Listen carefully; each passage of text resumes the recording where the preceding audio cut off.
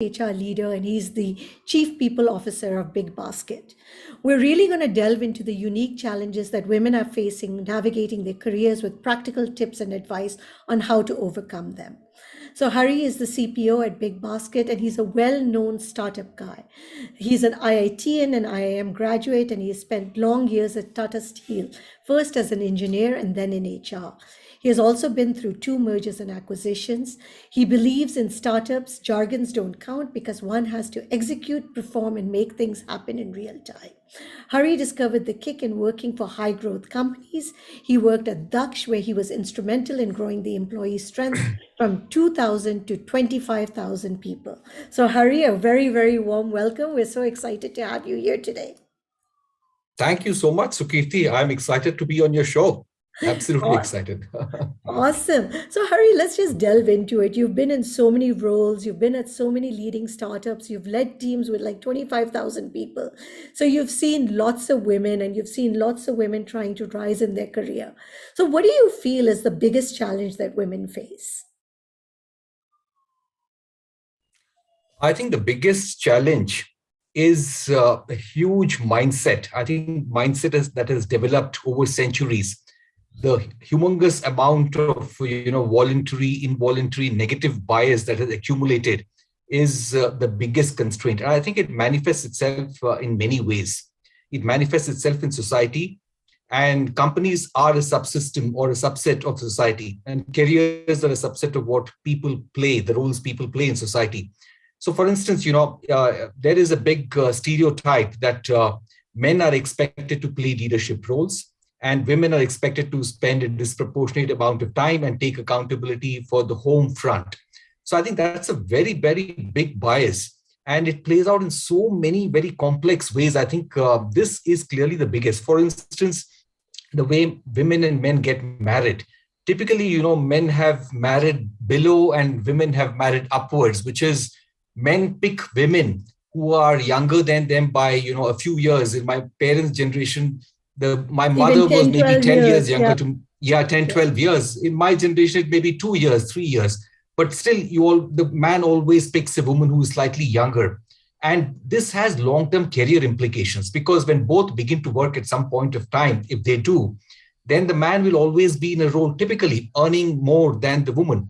And when it comes to, making a sacrifice, when one of them has to relocate or, they decide to start a family, it will always be the woman who ends up making the sacrifice because her salary would be lower. So I think it plays out in so many ways. I think the biggest is the huge mindset and stereotyping that exists in society that men have to play leadership roles and women have to play homemakers. And it's surprising that this is not, a India-centric phenomenon or an emerging economy phenomenon. It has been actually there in every part of the world. Very interestingly, I think the US, in terms of women's liberation, got liberated even after India. They have been lagging even a country like India. In the late 60s, when there was this feminist movement really took off along with the civil rights movement, the Black movement, all of these actually took off at that point of time. And in 1964, when the Civil Rights Bill was passed, there was a clause around equality of race, equality around color, but gender was not included even then. I think feminists had to fight hard to be able to include gender even in the 1960s, 1964 to be precise. And prior to that, in 1963, a woman just couldn't get a credit card in the US unless her husband signed off that she needs a credit card. So I think even in Western countries, there has been so much of bias about women and women's abilities. In fact, only during the World War II, women went out to work because families had no choice, because men The were men out were there away. at the battlefront, and there was no choice, so women came out and began working. But when the war was over and when men began returning home, women went back to work. And, this entire women's liberation movement went through so many ups and downs. After the civil rights movement, for instance, in the US, when Ronald Reagan became the president, I remember I was studying at IIT at that point of time. They went back to, saying that a woman's place is at the home. So they painted this happy family kind of thing and said a woman's place is rightfully at home. And they made it appear as if that's the great thing about a good family. So I think very subtly, all of us have been influenced. Even women have been so influenced about these stereotypes. For example, I won't be surprised. My mother would believe that the place of a woman is at home. So if me and my wife, had to discuss who is to work, my mother's bias would be clearly, my son has to be working. Is there any doubt about that? So I think even women have been brainwashed over centuries that this is their role. Some of them have become happy with it. They have propagated those same stereotyping downwards to their families, children. The way the boys have been brought up by mothers that, you don't have to clean up at the work at home. You just have to, study and do a few things. The girl or the mom will take care of this. So I think this is the biggest way. And I can talk at length about this in terms of how it plays out at the But have you workplace and seen, now many you've been stories in about that. the business area for a long time and you've been in HR for a long time. Have you seen a shift? Because I think a lot of times we know that this is not going to change overnight, but the real question becomes is, has there been a shift in thinking? Yes. So I think, in terms of intent, there has been a clear shift, and diversity and inclusion has become an important agenda for many companies. And I will talk a little bit about that because it's politically right. Many companies say the politically correct things, and sometimes I would see that diversity, inclusion, gender equality have remained at the surface and not necessarily percolated downwards. Having said that, I think the good number of companies have been very progressive, become very progressive, and it have taken all the right kind of measures to be able to get women into senior leadership roles. Having said that I think the baggage is too vast. It's very difficult to overcome that baggage very easily because you need a critical mass of women at every level. And at every level, there's a tendency to drop off because some things you cannot really change because women have to bear children. So when it comes to bearing children, they take time off and it becomes even more difficult for them to come back. So, there are a lot of challenges, but I think ultimately the true test of whether a company has been very successful at this is to I'll say one indicator, just use one indicator, which is look at the top management of the company and see what percentage of them are women. If a good number of them are women, I think this company is absolutely amazing because that's the one metric. If you can change that, if you can get to that, I think they've really cracked it. So I think Google, despite all the challenges, despite all the things, that I have questions about their conduct on many things, but I think on this single metric, they've done really well. So I think it is changing, but there are too many things stacked up against rapid change. So I think that takes us right into the heart of our conversation. So how can women really scale their careers? And how can we actually go? And we know that we talked about there are 7 things that we need to do. So let's get into that because I think that's what people are waiting for. And like I said, Hari is going to take all your questions. So please keep, putting them in so that we can line them up. And whatever questions you want to ask, like I have questions like how do you get a raise? When should you ask for a raise? Do you talk about your family issues? Any questions Yeah, that you yeah. have on your mind. Go ahead, Harry. Great. So I think let me talk about, the 7 things. I think that's what you wanted me to talk about, some 7 tenets. You have Kavi's 7 habits. Why not 7 tenets of, looking at your career? Because that's a good way to memorize it as well. So I think a lot of what I will talk about as important career determinants are important both for men and women. It's important for women to be as cognizant of these as it is for men. So I think it works for both. But I think there are some subtle nuances which I will touch during when I'm talking about this, as well as during the Q&A. I think the first tenet of a good, successful career, I would say, is assertiveness. Mostly, I will talk about those very specific behaviors which are very essential for making a good career. So I think the number one thing is having assertiveness. And I will tell you, illustrate this to the extent possible with some stories, because I think stories have a way of communicating a message very powerfully and a way in which you can remember it. I used to be a very young person at Tata Steel when I joined the company. I was a 23-year-old person. I think when I was 30, I was an executive assistant to one of the vice president engineering and raw materials. Those days, a VP meant a lot. These days, everybody is a VP. You have VP this, VP that, it's an entry-level position in banks. And the managing director was the CEO, the managing director, and the 6 VPs comprise the top management of the company. Every fortnight, this group of 7 would meet. It was a hierarchical company, Tata Steel those days, even today, maybe it is. In the boardroom, the meeting would take place. The MD would be at the head of the table. It's a long wooden table on both sides. 3 VPs on each side would sit around him. And it was very clear who would sit on which chair. There would be no mistake. A VP who was to sit adjacent to the CEO would never make the mistake of sitting on the third chair, would always sit in the first chair. And the executive assistant of the MD would also join these meetings and make the minutes so that the next meeting there could be some follow-up on some of the actions agreed. In one of the meetings, the MD's executive assistant wasn't present. He was on leave. So I was the EA to one of the VPs, so I doubled up and played that role. And during the course of the discussion, one of the things that was discussed was the sale of a division of the company.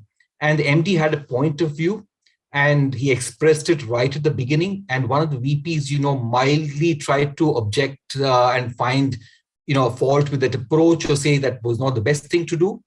And he was brushed aside very rudely, and he kept quiet. And in the bio break, I heard another VP telling this VP, what you were saying, made a lot of sense. I don't know why the boss wasn't willing to listen. My thought was, if you felt that way, why didn't you speak up where it mattered? What's the point of saying this in the loo? How does it matter when you say it one-on-one? How does it create an impact? Maybe if you had spoken up that day, it would have created a completely different decision. The company would have gone down a different path, and that would have created impact.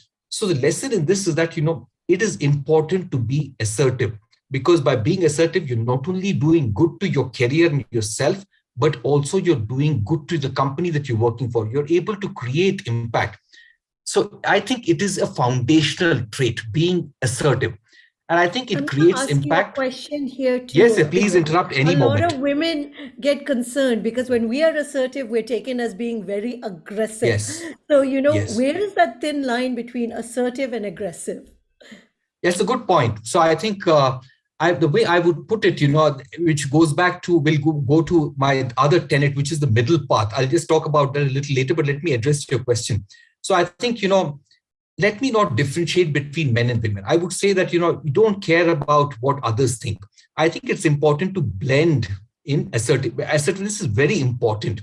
And assertiveness is not about aggression. I think assertiveness can be very respectfully, but courageously expressing a point of view where it matters. At a point of time where you could be potentially very scared of doing so, being able to express it, I think that is assertiveness. If you're not assertive, how would you deal with jerks? How do you deal with narcissistic individuals? How do you, create impact? How do you help create a program? How do you ensure execution can happen? Because if you can't follow up with individuals who are expected to deliver some things at a particular time or on a particular date, and if they keep slipping, and if you can't assertively remind them of their duties, what they're supposed to do, their commitments, then your entire execution will suffer, no? So your ability to execute, your ability to deal with jerks and narcissists, your ability to get your ideas out there and get others to accept your ideas, your satisfaction that your ideas have been implemented, can only happen when you're assertive. Sometimes if you have a point of view, if you remain timid and not assertive and don't express it there, you're going to come back out of that meeting and feel very frustrated. You know what? That nobody ever heard me out at all. So I think, assertiveness is very, very critical. But I think, there is a bias, which is that some men tend to expect women to be very coy, expect women to say yes, expect women to, not necessarily be assertive. I think that's a bias that some men are likely to have. But I think you don't have to care for that. And I think some men also get penalized sometimes for being assertive. So I think what one should do is do it the right way. You should not come across as disrespectful, shouldn't come across as aggressive. You should come across as respectfully expressing an opinion or point of view fearlessly and respectfully. I think irrespective of man or woman, this should be done. So if somebody misjudges you, don't give a damn is what I would say. All right. At least that's good because I think this is the fearful part. But I think you're so right and you put it so well that if we're not able to be assertive, how do we even show that we're able to take the next step of being a leader, of being in charge when we can't put Yes, our points of view across? correct. See, one thing I always, get asked often is that, I don't find it easy to express myself in a large group, I tend to get a little scared. I'm not naturally very assertive. So what do I do? I think there's a way. Not everybody necessarily is assertive. So for instance, even if you go to, political leadership, you had prime ministers like Atal Bihari Vajpayee and PV Narasimha Rao, who are not necessarily very assertive people, but the lack of assertion, they used it in a very positive way. So for instance, both Narasimha Rao and Atal Bihari Vajpayee did not attempt to solve every single problem that came their way. They avoided solving some problems. They ignored some problems because they knew they had the wisdom to realize that some problems just go away with time. So the lack of assertiveness was used very strategically. But having said that, I think even if you find it difficult to be assertive, you can practice it and develop that. So for instance, if you think that you can't easily speak up in meetings, you should go prepared. So whatever is the topic of that meeting, you should go prepared, because being prepared gives you that extra confidence to be able to speak up. Do small things. For example, if you're cut off or cut out when you're making your point, make it a point to say, can I complete my train of thought? Otherwise, I will lose it. So express yourself that way. And when you do that, nobody is going to cut you out easily because they know that you're not going to be not a pushover. But once you allow yourself to be pushed over and allow people to cut you out, then that is going to continue to happen. And after that, you will feel miserable. So I think being assertive is a very foundational trait. And I think in fast-paced organizations, it's a little more important than in, I think, slow growth organizations. Because in fast growth organizations, people don't have the time and patience to ask everybody, do you have an opinion? Can you please speak up? You need to compete. There is a, mind share, there is a competition in every meeting. So if your ideas have to win, you will have to be able to speak up. You'll have to express your point of view. You'll have to say what you think is right or wrong. So I think that's very important. And So Hannah I has think, said it very yeah, well. It depends on how you present yourself. It's so true. yes. Yeah. Yeah. The second thing I would talk about is a little bit about, the gap between knowing and doing. I think that's a very important thing in life and in a career. And let me illustrate this with a story. All of us, must have heard of the 2008 financial crisis. Many of us have lived through parts of that. It impacted the world. It impacted India. And the world was collapsing in 2008. Lehman Brothers collapsed, $660 billion of assets written off completely. And the whole world was falling apart. But didn't everybody know, or didn't a good number of people know that this was about to happen? Didn't a good number of people know that a bubble was building up? Didn't a good number of people know that the housing market was completely bloated? A good number of people knew that. But the difference between knowing and doing is what determines about you as an individual. I've always said, good investing is never about knowing financials. It's never about being able to read balance sheets and P&L statements and understanding ratios. Good investing is about character more than anything else. And that's why people like Warren Buffett are very successful investors. They don't understand P&L as much as they demonstrate character. So at this point of time, there was a banker by name Paulson. John Paulson was his name. And he ran a hedge fund. And he shorted the real estate market, the housing market, because he knew it was highly overvalued. And if you are from a financial background, you will understand what shorting means. Shorting means selling stock that you do not have when you realize that the stock is overpriced. But the risk of shorting is that you can become bankrupt because the market may not really collapse. And then you'll have to buy back the stock at high prices and give it back to someone you borrowed from. So the markets can remain irrational for far longer than you can remain solvent. But John Paulson took the gut decision and went and shorted the market, and in the process made $13 billion of profit. So that was the difference between knowing and doing. So many of us knew that the market was overvalued, but he was the one who actually took the decision of betting his home and hearth and farm and making money out of it. Similarly, Goldman Sachs, at that point of time also was going down. The stock price was going down, and Warren Buffett went and invested $5 billion in Goldman Sachs. And he also got the right to buy additional $5 billion of Goldman Sachs at a later point of time. And that was when the markets were going down, he went and executed this decision. This was about doing, the courage to do the right thing. So it's not about knowing. So all of us know what is right and wrong. Very few of us are able to speak up in a company that we work for and say what is right or wrong. When the CEO is telling you do this, and sometimes when you sense it goes against the values and culture of the organization, are you able to speak up? So you may know that what he's saying is wrong, but are you able to speak up? That is character. I think that is about difference between knowing and doing. So I think a lot of us tend to fall, short when it comes to bridging this gap between knowing and doing. For instance, when it comes to values, we know what is the right thing to do, but many times we see someone who is senior who is breaking a value, breaching a value. Do we speak up? So I think that's again a gap between knowing and doing. So I think knowing and doing in some ways reflects character. So it's very critical to be able to do the right kind of things, not just know what is right and wrong.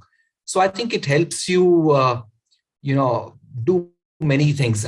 So I think ultimately a character is eventually what makes you successful in your career or in life, because it's very, I would never underrate this, or I would never be able to emphasize this enough. So character, I think, is very, very critical. Hina is I'll quickly asking this just, question here, but it yes, requires caution because sometimes those who speak up are called whistleblowers and are negatively perceived. Like nobody likes it, and especially some of the bosses, they literally shut you down. They don't yes. take it very well if you're going against, even though they'll say, "I want your opinion." When they even say that, they actually want you to agree with them.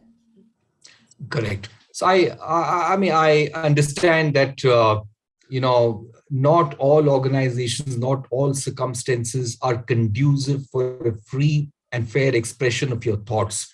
I think if you are at a place where you find it extremely difficult to express your thoughts and that's making you uncomfortable, a place where things are a bit unethical, then you shouldn't be in that place. So I think that's very critical. And I'm not saying that you need to call out every single thing that's not working in your country or in your company. Many things don't Especially work in in the your country or in country, the I company. think. Yeah, many things don't necessarily work, but you don't have to call out every single thing. You need to pick your battles very smartly. So I think if you start calling out every little thing, then people don't pay importance to the big things that you call out. It's the little boy who cried foul, 4 times, but when it really mattered, nobody came to assist him. So I think you have to just pick your battles, but I think you should never forget the fact that character is important. You should do whatever is the right thing to do. I think there will always be that fear, before doing that right thing. It's about, it's like saddling up, however scared you are. And I think courage is not about not being scared at all. It's about knowing what to be afraid of. It's about doing a few things in spite of being scared. So I would say that if the place is very unfair, very unethical, just move on from there. But I think otherwise, if it's largely ethical, then I think pick your battles and figure out what are the things that you really want to fight. So, a couple of questions and Yeah, comments yeah, I have love come any. in. I mean, any. Yeah. Yeah, yeah, So absolutely. Any Radhika is questions and saying it comments, I'd becomes love to. Before difficult I. when lady bosses are abusive, So that's very interesting. Hina says, especially when you Yes. speak matters, social media has also become a place where you have to be very careful. And Vandana is saying it's your upbringing and family cultures where women are not heard, and this is carried into the workplace. Yes, yes, everything is true. I think a lot of the upbringing in the families, family cultures, as I said, we are all part of the society. Companies are a subset of the society. So society's values tend to percolate into companies. And I think as smart individuals, as people who are trying to create good companies, we have to change some of those mindsets, at least in our circle of influence. And that's something that we can try and do. And undoubtedly, I think, yes, I have also seen this, that sometimes when women speak up, some of the male bosses may not like it, especially because I think there is an expectation that they would be coy, that, there is a certain expectation of behaviors. So I think those are mindsets that will have to be changed with time. Hari, now a couple of more questions. Is it better Yes. now? This is real advice. Is it better to disagree on a one-to-one basis rather than in front of the whole group? And When a woman speaks up, it's always doomed as negativity and a very bad gesture, is what Amita is saying. But I think this advice, when you do want to dissent with somebody and it is a serious issue, what is the best way to dissent? Correct. Very good point. So I think there is no one answer. I think some degree of diplomacy is helpful because we are all political beings, animals. We have, a certain ego that all of us would like to preserve.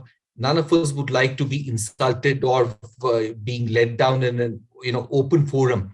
So having said that, I think it depends on the culture of the organization. Some cultures encourage you to express dissent one-on-one and are more receptive to dissent one-on-one.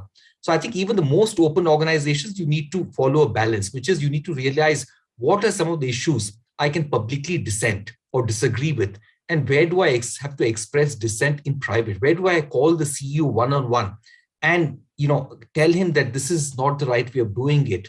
But where is it that you can stand up in a group, in a larger group, in a management team meeting or a different, bigger meeting, and then express dissent? So I think it's a combination of the issue that it is under discussion, as well as the culture of the company. Some cultures completely are okay with dissent.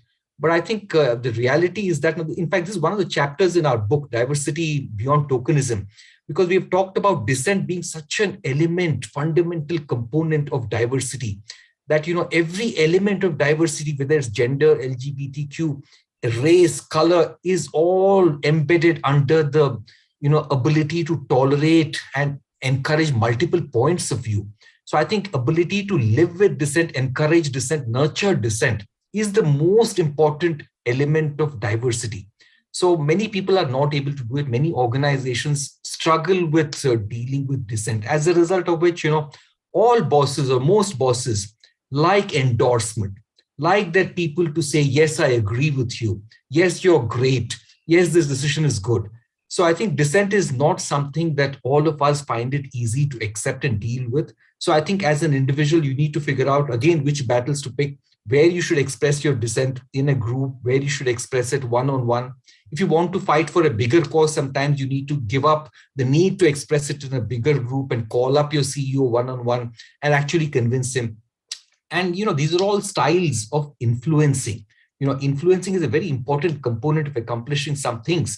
And one way of accomplishing something is, let's say you're part of a cross-functional team and you're trying to create, a unanimity on a very difficult topic. It always helps to meet individuals on that group one-on-one.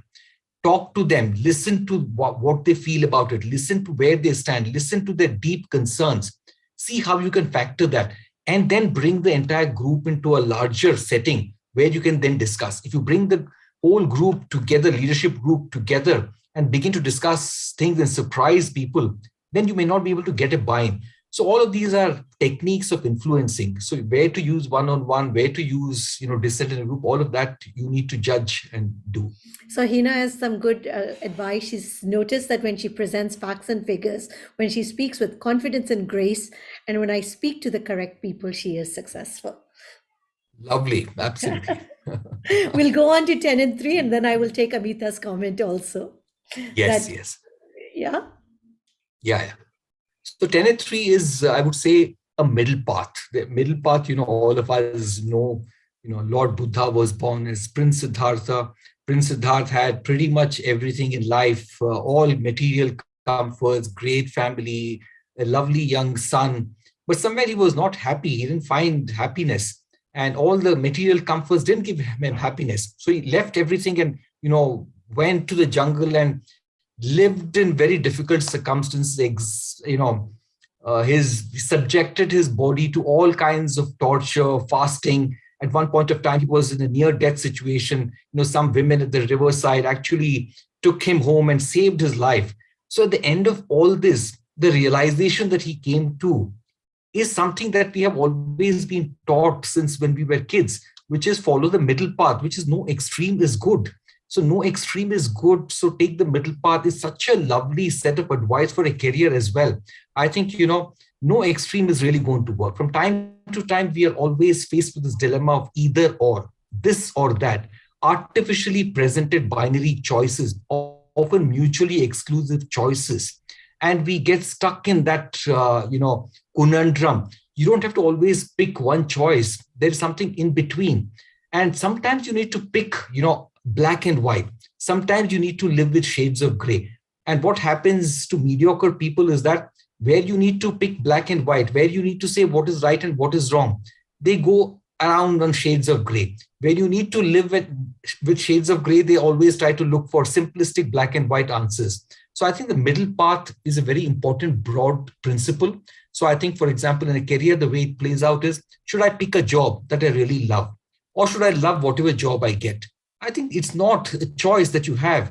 You should do a bit of both. You should try to find a job that you really love doing.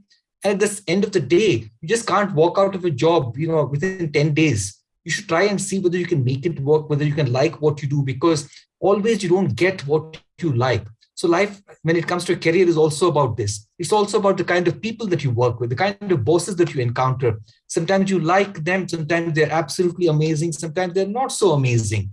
You can't always, expect that one type only is going to work. Again, this question, should I speak up or should I clam up? I think it's not black and white. Again, there's a middle path. You have to speak up. You have to figure out where to speak up and where not to speak up. So that's a choice, again, that you need to make little thoughtfully. So it's not black and white. Should I speak up? Should I stay quiet? Will I be seen as aggressive? Will I not be seen as aggressive? So I think the middle path is always should I speak the truth always, even if the truth is damaging? Or should I be politically correct? Again, it's not a black and white choice. Sometimes you need to be politically correct. The rare situations demand that you be politically correct. But many situations that demand that you boldly speak the truth and be on the side of the right. So I think that middle path, navigating that middle path is sometimes where we struggle. Work-life balance. I end up spending too much time at work. My family doesn't get any time, or the other extreme. I'm very complacent.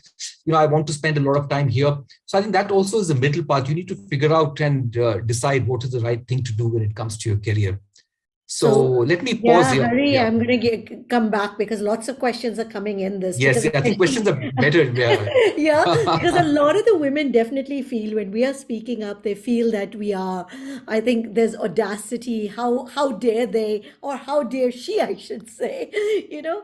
So this is very, very difficult. I know it's easier said than done, but how do women get that confidence? How do we give them that confidence? Because on the other side, the other party is actually very negative, or even the looks are very negative. See, I think there are two aspects to this. I think if I am fair, if I have to give you an honest answer, there are two sides to this. One side, I'll give you a story. In the 2018 Wimbledon, Serena Williams was coming back after a pregnancy.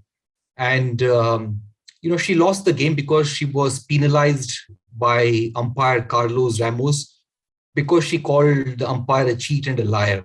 Because of the penalty, she lost the Wimbledon. And social media was irate. It broke up into two camps. One camp really felt that, a black woman was being penalized unnecessarily by a white man. A white man was being extreme and therefore was penalizing a black woman. And she could have probably won the Wimbledon. But there was another school of thought which also said that, Carlos Ramos was probably being the same. He would have done that for a man as well. So now look at this issue, right? How complex it becomes. Should Carlos Ramos behave differently because Serena Williams was coming back from a pregnancy and was a woman? If he would not have penalized a man who did the same, then it's clearly being discriminatory based on gender. But data showed that Carlos Ramos was equally tough with male players who were violating the law and who were doing similar things, who were misbehaving in the same way. So sometimes I think we tend to fall into this trap of isms, and isms can be gender related or feminism, anything. And sometimes I think that is not necessarily correct. But having said that, I think there are genuine situations where women are expected to experience a lot of the bias that we have talked about. And I think the only way to deal with this, to my mind, is there are two ways. One is you have to figure out whether the place I am in is generally a fair place or not a fair place when it comes to gender equality. If it's not a fair place, you shouldn't be there in the first place. And if it's a reasonably fair place, I would say that you should not hesitate doing what is right. You should not hesitate being yourself. You should not hesitate what career successful man would have done in that situation. So I think you should just do what you think is right. So I think there's no other way other than that. Okay, Radhika is asking now how to sustain a job where your boss discovers that you know better than her, but yet she demands you should take her classes. So bosses knowing less than the team member and feeling insecure about it has got nothing to do with women. I think there are several male bosses also who feel insecure when they are dealing with team members who are smarter than them. Only very, very competent and secure leaders go out and hire people who are smarter than them and are actually able to inspire them to do good. So I think this is a bigger issue. It's got nothing to do with gender. The question is, if the question is how do you deal with the boss who feels insecure, I think that's a different topic. Dealing with bosses who are insecure, and when you happen to be smarter than your boss, how do you deal with that? I think many men also face the same situation. But it's so funny because I keep seeing this coming back in the chat that this feeling is there that men do not like intelligent, outspoken, smart women. Yeah, So I think, I know, Hari, yeah, I'm pushing you on this point no, because no, this no. is continuously coming back. So that means that is so deeply Yes, entrenched in us also. yeah, yeah, absolutely. I think, and let me make a point here, which is that I have seen, male leaders who are otherwise very ethical and fair, who will always generally do the right thing, who always say the right thing, also when it comes to women, tend to be a little patronizing, which is as long as the woman concerned is not very ambitious, as long as the woman concerned is not very aggressive, they are very supportive. But the moment the woman concerned becomes aggressive, ambitious, and competing, they may not be as supportive. So I think that element does exist, which means that seemingly outwardly very fair, ethical male bosses also have this deep thing that women should not be competitive, should not be aggressive. That's a mindset. I think gradually that will change with time. I don't know. We can accelerate that. We all have a role to play in that. Good. Thank you. I'm just repeating what is coming up in the chat here, but go Yeah. ahead. I want to hear point number 4 because I want to ask definitely how do I ask for that race question? Yeah. The next one is, I would say, all of us must read Stephen Covey's 7 Habits of Highly Successful People or Highly Effective People. The first 3 habits are about how to be a better professional, good professional, individual professional. The next 3 habits are about how to work in teams, how to collaborate in teams, how to synergize across individuals and across teams. And the last habit is about continuously learning. I think this is such a powerful tool. I think after the Bhagavad Gita, I think this is such a powerful tool when it comes to building your careers and building your life. I think there are several frameworks that help you to be effective, but this is one very short, succinct framework, which is the 7 habits. So if you can remember the 7 habits, internalize those 7 habits, and be better at those every day, I think it'll play a very important role in your career. It'll help you to deal with many dilemmas. It'll help you answer so many questions that you come across. It sometimes will help you, to be a better person. So, for instance, in one of the second group of 3 habits, it says, understand first before seeking to be understood. Such a powerful thought, which means that you need to listen very intently. How many of us really listen very intently? So even when we are listening, it's often about rebuttal rather than, listening intently with understanding where that other person is really coming from. And you can be so much more successful if you can just pick up that one single trait. And trust me, it's very easier said than done. It's the difference between knowing and doing. Knowing that listening is one thing, but actually being able to listen is actually very difficult. I would say the courage to sit down and listen, courage needed to sit down and listen is even more than the courage required to speak up in a difficult situation. So I think courage to listen, sit down and listen is very important for all of us. Many times we get feedback which is not we may not like. Many times we may face dissent from our team members. Many times we might face situations where somebody is very aggressively disagreeing with us. So what do you do? So only a tool to handle that is to listen very intently. Such a powerful tool. And there's so many things, proactiveness in the first 3 habits. So I would say that, my tenet number 4 is internalize those 7 habits of highly effective people, understand what each of those really means, become better at each of those every day. So that would be my tenet for. That's very interesting because this book has been around now forever. And it's so Yes, funny that, yes, I mean, yes. because I think I was also in college and we would talk about the same book. So it's like this Correct. has really survived, you know? Correct, correct. I think any problem that that all of us face has already been solved. We just have to figure out where the answer is. We don't have to rediscover, reinvent the wheel, rediscover the truth. I think everything that really matters in this world, excepting maybe for cutting edge physics and the Higgs boson, has already been invented and discovered and written about. Awesome. So let's go to point number 5. Point number 5, I would say, is make the right strategic choices. So I would say that, for companies and individuals, a few strategic choices make or have a disproportionate impact on success. And I mean, I'll give you some examples of companies, I'll give you some examples of individuals.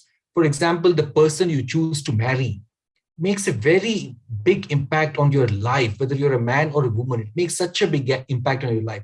The kind of job that you pick to work for, the company that you pick to work for, has such a big impact. So, for instance, when it came to Big Basket as a company, the strategic choice of holding inventory was such a big advantage for the company. As a company, we demonstrate so many weaknesses. We are imperfect on so many dimensions. But that single correct strategic choice has helped us to weather so many storms. Make My Trip, for example, made the strategic choice of picking hotels as a category as opposed to just staying in the airline ticket booking segment. Whereas Clear Trip just stayed in the ticket booking segment and remained a $200 million company. Whereas Make My Trip went on to become a $3 billion company because they made that pivot and the strategic choice of going in for hotels. So I think, in our life also, we are faced with those 10 big decisions in our life. We need to get those decisions right, whether it's in your career or in your life in general. I think that's very critical. And strategic choices really mean, for instance, it can be very small things. Surround yourself with good people, surround yourself with people who can raise your thinking. Don't focus at all on petty things in life. Don't focus on, my upline manager didn't appreciate me in a meeting. I did all the good work, but my boss got all the credit. Those are all focusing on the wrong things. So I think you should just focus on the right things. They unnecessarily create a lot of angst. They really, your mind, you get sleepless nights, you just get upset. That's all so unnecessary. So I think rise above everything else. I think focus on the important things in life, focus on the important things at work. Don't let these petty things bother you. Don't let petty people bother you. I think surround yourself with people who inspire you. Those are all, I think, making the right kind of strategic choice. So I talked of the right kind of a job, the right kind of company that you work for. I talked about the kind of person you marry. For women, for instance, it's such a big decision. Yeah, I don't know, I feel a little cringe talking about this, but the reality is that the man that a woman chooses to marry, I think, has a bigger impact on her career than anything else, because the man is very supportive and say that, I'll play a big role in the upbringing of the kid and I'll help you with the household work. How many men do that? So if somebody can say that, then it's such a powerful thing for the woman to go back to work and become very ambitious once again and become very, career minded once again. Otherwise, she will never be able to do that. Sometimes, you find a woman always going for a parent teacher meeting, and she's taking time off to go for a parent teacher meeting always. So, but then it's important then for that woman to have that right conversation with her spouse, which is very, very critical. It's important to have that conversation with her family with whom she's staying. It may be her in-laws, it may be her own parents, it could be anybody. So having that conversation is important. That is strategic conversation, which you cannot avoid. If you have that conversation, you will solve a big problem, because that problem nobody can solve for you. You can complain about the world at large, but this is a problem. This is a conversation that only you can fix. So at the time of marriage, figure out who's the right kind of a spouse for me. Will this person be the right choice? And even after getting married at the right time, have that conversation. Don't hesitate having that conversation. So I would say these strategic choices are very critical. And these strategic choices have a long-term impact on the career itself. Yeah, no, I think this is a very wise one. I think a couple of women have also stated it. The person you marry actually has the biggest impact on your career. Yeah. I can see a lot of comments on the chat Yes, so box. I I'm really think finding Vandana it is saying difficult. besides successful women, there's Yes, a man. successful man. Yes, Yeah, yeah, wish we could find men in this manner. So I will come back to them. I'm picking out the ones that are relevant. Dialogue is important, it yeah. keeps the door open. Yes, yes, yes. Great. I'll just complete my 2 points, and then we can, I think, entirely focus on the Q&A and discussion. So I Absolutely. think I'll be very brief on the next two, which is, I think, you know, I would call it, resilience, whatever you may call it, in very simple words. This is a phrase that I came across, I don't know who said this. It is get up, dress up, and show up. Right? All of us go through bad moods. All of us go through ups and downs in our life. All of us go through, bad moments at the workplace. Some things don't work out. We goofed up in a very big way. Project didn't work. Bad boss. So I think, if we let it affect us for a longer time, then it's going to impact us in a very bad way. So I would say that be resilient, bounce back, and to be able to do all of that, it's important to be self-aware. So when people are poor on self-awareness, individuals who are not very self-aware, I have noticed tend to struggle to bounce back. They tend to get stuck. They tend to feel very unhappy. So self-awareness, I think, is a very important component of being able to bounce back and get along with people. So what is self-awareness? Self-awareness, I think, is really about knowing who you are, knowing what you're good at, knowing what you're not good at, acknowledging what you're not good at, being easily able to say, I'm really not good at that, I need help. And being able to tell a boss about your own team member who is not, or your colleague who is not present, that it's not me who's done this, it's this individual XYZ actually who contributed to this idea. I just added a few things. So it's in being able to do that. That is, really a bit of character as well as, I think, self-awareness. So I think being able to say, I don't know, those are the people, to my mind, I've always found also are easily more kind-hearted. So I think all of that comes into building resilience, which is ability to bounce back, not getting impacted by setbacks, not feeling too excited by success also. I think that's as important, because people who get carried away by material success are also carried away by material failure. So I think that moderation, that middle path when it comes to dealing with success and failure, I think is very critical. And the other one, which is very closely linked to this, is how do we view success and failure? I think, there is something called egocentric bias. Egocentric bias has determined the way we looked at success and failure. So when you ask anyone, why do you think you did so well last year? Why do you think your company, got off to a great start? Or anything about the success, about their success, their family's success, their company's success, they would usually be pointing to things that they did. I did this because of which, I succeeded. Very rarely they're able to say a bunch of chance circumstances came together and made me successful, made my company successful. My company was at the right place at the right time. We were lucky to have the right kind of investors who gave us our first deal. And after winning the first deal, the second and third were easy to get. And that explains the success. Very few people would be able to say that. So I think if you're able to, underplay your own contribution, the reality is that what we do has a role to play in our success, but many other things also have a role to play in our success. Many people do the same things that we do and are not equally successful. So I think it's important to be humble, to acknowledge that sometimes things that happen by circumstances result in our success. If you are thinking along those lines, then you will also not get too upset by failure, because then you will not attribute everything to yourself. You will realize that you should move on in life. So I think the way you look at success and failure, what you attribute to yourself, also results in some degree of humility. And there is a lot of research to point out that people who always say the success is because of me, they are the same kind of people when it comes to contributing to a cause, social cause. They would not make the contribution at all.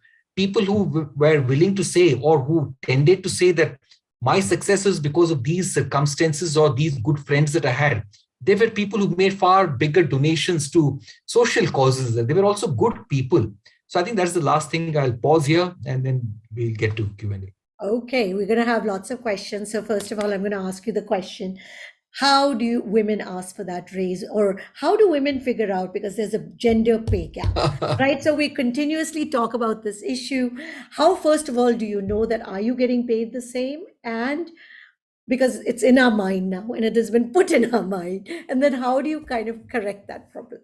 And could Very you tricky please, question. you put your questions, please ask Hari whatever is on your mind. Yes, yes, please ask. I may not have answers to all the questions, and you may not agree with my responses to all the questions, but I think this dialogue is helpful. So I think this is a very nuanced subject, asking for a raise. Women asking for a raise. In my life, I have never asked for a raise, and I'm a man, right? I've never asked for a raise. I've never been very comfortable in asking for a raise.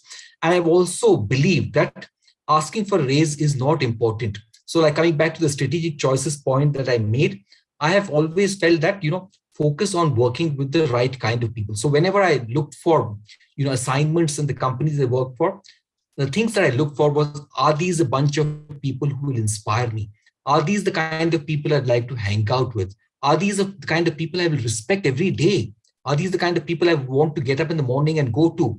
If the answers to all of those were yes, and answers to other questions like, will I have the freedom to do what I want to do every day? Will I, be allowed to make mistakes? If the answers to all of them were yes, money never mattered. So I think asking for a raise is a bit of a personal choice. So me as a personal choice in my life, I've never asked for a raise. I've never negotiated a salary. So I'm not saying that's right or wrong. By the way, don't judge me on that. I'm not telling you it's right or wrong. I think it's perfectly all right negotiating for a salary and asking for a raise. It's just the choice that I have chosen to make. Now coming to gender pay disparity, a very tricky question. I think we just need to address or think about all aspects of that.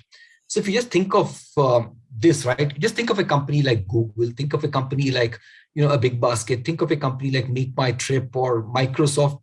They're all fair companies, right? So it is So difficult to believe. I will ask this question because you put Google in there, and Google has been specifically pinpointed as a company Yeah, that there was a we'll come to gender that. pay gap. So Google is a company I've written about in my book. There are many things about Google that I have disagreed with their approaches, and I have disagreed much more with their curbing the freedom of employees to be able to express themselves. I'll come to that. So I think many of these are generally fair companies. So there is, I would say, no intent to differentiate pay between men and women.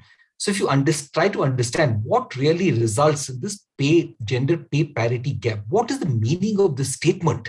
Does it mean that a product manager at Flipkart who is a woman is paid 20% lower than a product manager who has studied at the same institute who's a man? To my mind, that's unlikely to happen in today's world in many of today's companies. So if you have to break up this idea of what is gender disparity, if you demystify that, it is like this. If a man and a woman start fresh after college at an entry level at a particular company, what happens is that they begin to climb up the ladder slowly. Their salaries are unlikely to be very different. If the performance is almost at the same level, the salaries are expected to go up at the same rate. What happens at some point is that the woman decides to go the family way. That family decides to choose to have a baby. That's when she drops out of the workforce. When she drops out of the workforce, the man who joined with her at the same batch as a batchmate continues to move upwards. Now, this lady who dropped out because of childbirth may choose to come back after 3 years or may choose to come back after 6 years. It's possible. She may choose to decide, career and money is not so critical for me. And, my husband is earning enough. So I'll come back at an appropriate time. So those are some of the big decisions that begin to happen. And it's not just one child. Sometimes there's a second child born and the second career dropout that happens. So as a result of this, I would say this is the motherhood penalty. It is not about a gender penalty.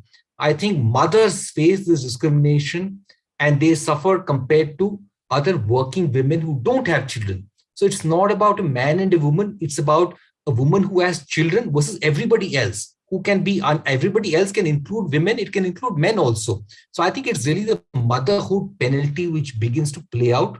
As a result of it, sometimes she finds it difficult to catch up even. So it's almost impossible to catch up after two childbirths. So the both of them started off as, interns. They became, assistant product managers. She dropped out. He goes on to become a director product engineering, and she comes back as manager product engineering. So maybe 3 levels below, 2 levels below, at which both are the same age, same batch from IIM Ahmedabad, and the salaries could be very different. So I think, this is something that needs to be understood very thoughtfully. And at any point of time, I would say, if you believe that there is a genuine discrimination that you are facing because you're a woman, I think you should not hesitate to talk about it. You should meet your HR head, HR manager about this, inquire about this, have a chat about it if you genuinely feel that way. And I can tell you, wherever I've been in the fast-paced environments for the last 20 years. I've been very thoughtful about it, taken a look at this. So I think this has been my conclusion, that it is the motherhood penalty which really results in this. And whether to ask for a raise or not is a very personal decision. I think many men also don't ask for a raise, very shy of asking for a raise. Some people are very aggressive in asking for a raise. How to ask for a raise, when to ask for a raise is a personal choice. And how you deal with it also reflects about your character. And let me be very thoughtful in how I say this. So for instance, in recruiting, I have found that when it comes to negotiating compensation, it's a very powerful indicator of a person. It's a very strong surrogate indicator about other things about an individual. And I'm not saying you shouldn't be negotiating salary. It is about how you negotiate salary, how rigid you are, what is it that you negotiate about, which really begins to determine many other things. So for instance, Hari, tell us what we should do and not do. Now we want the exact tips because this is so, yeah. so important. You can't just say So, it's not about yeah. what. Now we want to know because, when you are negotiating, the first thing you think about, and I am like that too. Achha, if they've offered me a salary, there must be 10% more on the table. If I Why don't won't a fight man for think like that. that? Why wouldn't a man? Let me A just man would start this also think question by like that, right? correct. So you feel that you So, should be negotiating, and if that is your best chance to get, because once you're in the company, you're going to get so that you should. six So I percent. think you should see. I said the choice to negotiate has got nothing to do with whether it's a man or a woman. So, for instance, today in the tech talent, it's so scarce, right? When you offer employment to somebody, that person takes your offer letter and goes and shops with two others and comes back to you negotiating. And it could be a man or a woman, it doesn't matter. So if a man would negotiate, a woman can also negotiate. So you should negotiate. But if you feel like negotiating, you should. It's a personal choice on how to negotiate, when to negotiate. It's a very personal choice. So I think you should not just worry that am I a woman, am I being discriminated, unless there is very compelling evidence about that. If there's no compelling evidence about that, I would say don't worry too much about being a woman. I would say if you wish to negotiate, do negotiate. If you wish to ask for a pay raise because if you think you're underpaid, many times you can always sense whether you're underpaid because recruiters reach out to you, headhunters reach out to you, and they offer you a 50%, pay hike. And that's when you get a sense, three headhunters from different companies and call you and offer you between 50 and 85% higher than what you're making. Then it's high time you talk to your leadership, about this. Whether you're a man or a woman, it doesn't make a difference. The decision to negotiate should not matter on that. But Nidhi wanted to add something. Go ahead, Nidhi. Yeah, hi, Mr. Yes. Hari. Thanks for your No, time. don't call me Mr. Just call me Hari. Yes. All right. So, Hari, Yes. I just wanted to add something to the point that you raised about Please. gender parity, about compensation. So, I'll give you my example. I have worked with a reputed organization, American Express, for donkey years. And I remember that when I went for my maternity leave, which was solid 6 months, and when I came back, I got the best rating for my entire duration during my tenure, in American Express. And the reason so there were a lot of factors that females who went on a family way and they were away for half of the financial year. Yeah. Obviously, it was very difficult to justify your time and your contribution in the organization. But I happened to get that because the 6 months I was there, I, really slogged and I achieved. Did well. Which was not possible probably for somebody to achieve in 10 months also. When I switched my career and for looking for work-life balance, I joined a school, which was obviously a female-dominated area. And I always felt that, I was underpaid. And there were no reasons to it because Okay. people were equally qualified, and I was probably more qualified than the other people. I had better Other growth. men, you mean? Other men? Other men, you meant? No, Compared to the other men. No, they were only females because it's a Oh, school. female. Okay, So okay. Yeah, yeah. it is female dominated. So I'm Yeah, just trying to yeah. say that, it's very ironical that how we perceive Yeah, things at times, they are not true. So I yeah. just wanted to add that. But I have No, a no, very question for nice. you. I Amex have, must have been a great company, yeah, to do what they yeah. did. It's like, falling Yeah, in love hats with off. somebody. It's like your first love and you Yes. never forget about it. Yeah, It's yeah, like that. yes, So I have a yes. question. In Yeah, your yeah. last point, you said that it's important for anyone, to just move on, whether it is your professional contribution and you feel that, you were not recognized for your achievement enough, and, you ended up doing everything, but there was not enough appreciation for the work, and you should move on. You hear this and you know it all the time that one should move on. But is there any strategy that you have in place which can be utilized in our real life to move on, to make it a little easy for us? Great question. So I think, let me give you a little longish answer if you don't mind. I Oh, And think, sure. Hari, is it yeah, okay if we go over because it is 7 o'clock? I So have all the time. I have all not the a time. problem. Then we will take all Yeah. your time. Yes. So Nidhi, yeah, I think first thing, and let me be very honest in sharing my own personal experiences. Yeah. And all of us are insecure. I have also experienced that insecurity, which is that sometimes when you don't get recognition, you begin to attribute ulterior motives to the people who have not recognized you. And Yeah. sometimes you realize that it was never the case.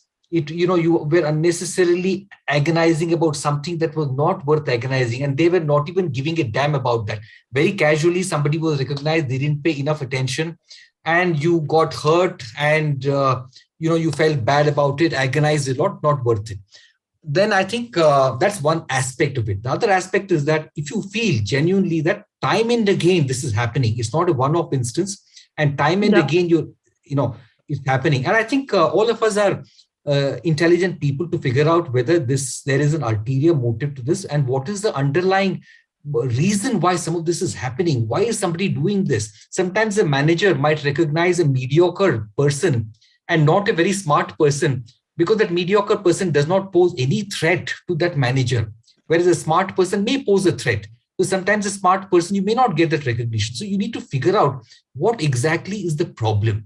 Yeah. So I think sometimes if your manager is mediocre and you happen to be very smart, then it's a problem for you. It's a problem for the manager, problem for the organization, because good and bad managers will never be able to retain smart people. So I think the mechanisms inside that company must be able to figure this out. So for instance, in some of the places I've worked, we've looked at precisely this, which is we've drawn the org structure and put color coding. Is the manager a red, and are there some green team members? Green means outstanding potential, and the manager in red Yeah. means mediocre. We knew that in this team there will be a problem. So in which case, either you do something about the manager or you do something about the individual, pull this person out.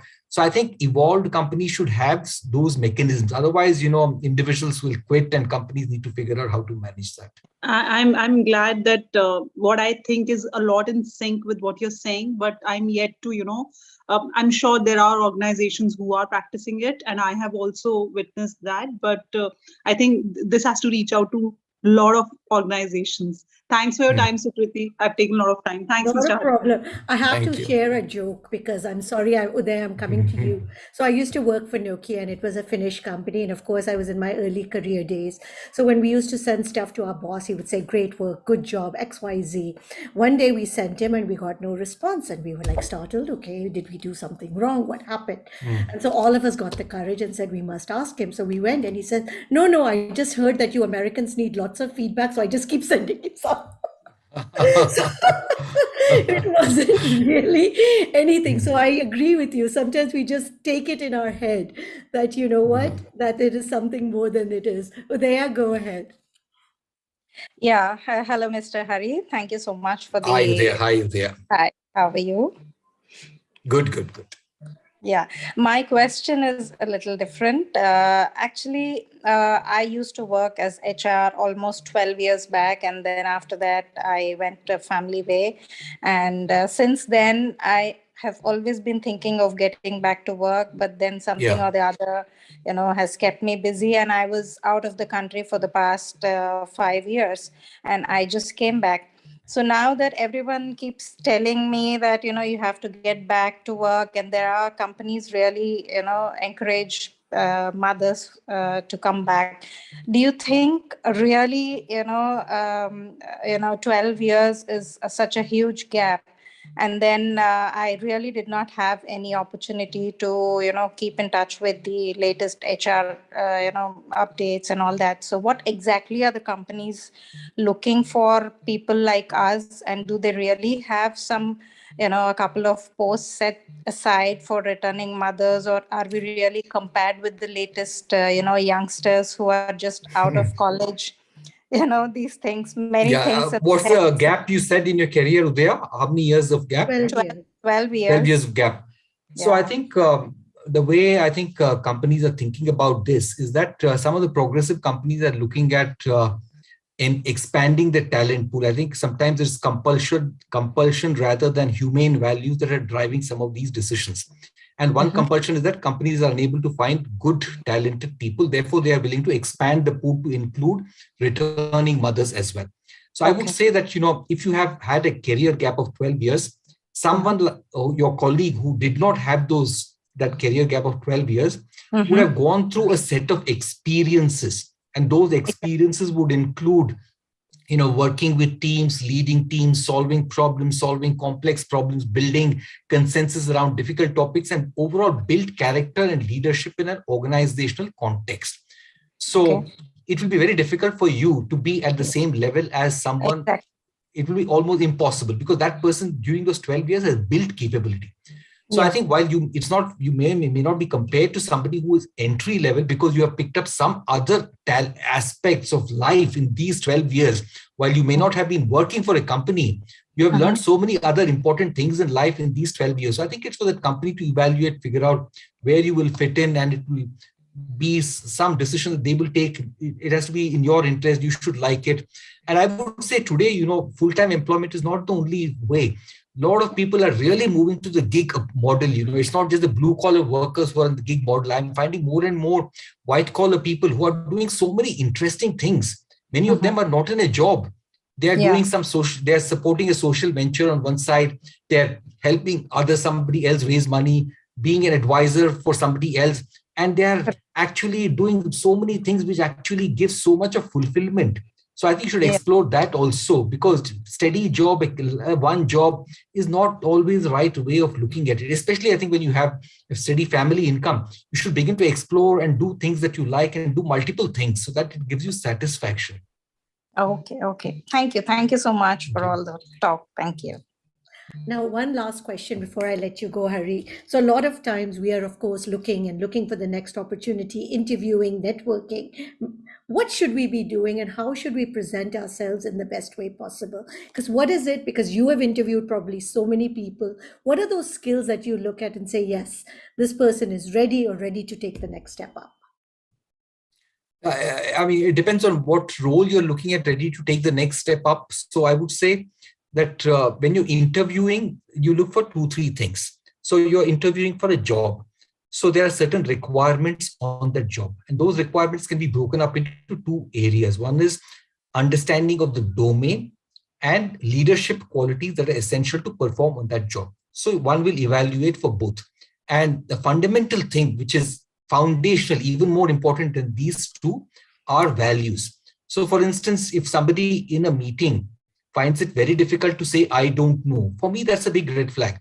So easily able to say, I don't know, and not having the answers to every single question, not able to have an interactive brain tennis kind of a game. So I think for me are red flags. That person should be honest, easy to work with. That's a foundational value. On top of that, you look for a certain domain, which is ability to have the skills that the job requires, and other one is the leadership which is required. You look for those. Well, thank you. Hari, anything you'd like to add before we end for today? Nothing particular. I think wish you all the very best. I would say that the world is changing, and we have a role to play in changing the world around us. I think we need allies of all kinds to change this world, but we also as individuals have a role to play. I talked of the situation where if you are the person who's going to all parent-teacher meeting, it's important that you have that difficult conversation, because nobody can have that conversation on your behalf. And all of us play that role as well, which is changing the little world around us, which can impact our lives. Well, thank you, Hari, and thank you for all that insight. It was really, really great to have you with us. Thank you, Sukriti. Thank you, everyone. And Really I'll just appreciate repeat you what having me. everybody is saying. It was a great session. Thank you so much for the pep talk. Thanks too for the awesome session. Thank you for the wonderful, wonderful session. So happy to be part of this session. A lot of people want your email. So yeah, of course, you can absolutely go out and give out my email. You can give out my cell number. I'm happy to talk to anyone one-on-one. Thank you. Absolutely. Yeah. Thank you so much, Hari. Great. Thanks a lot.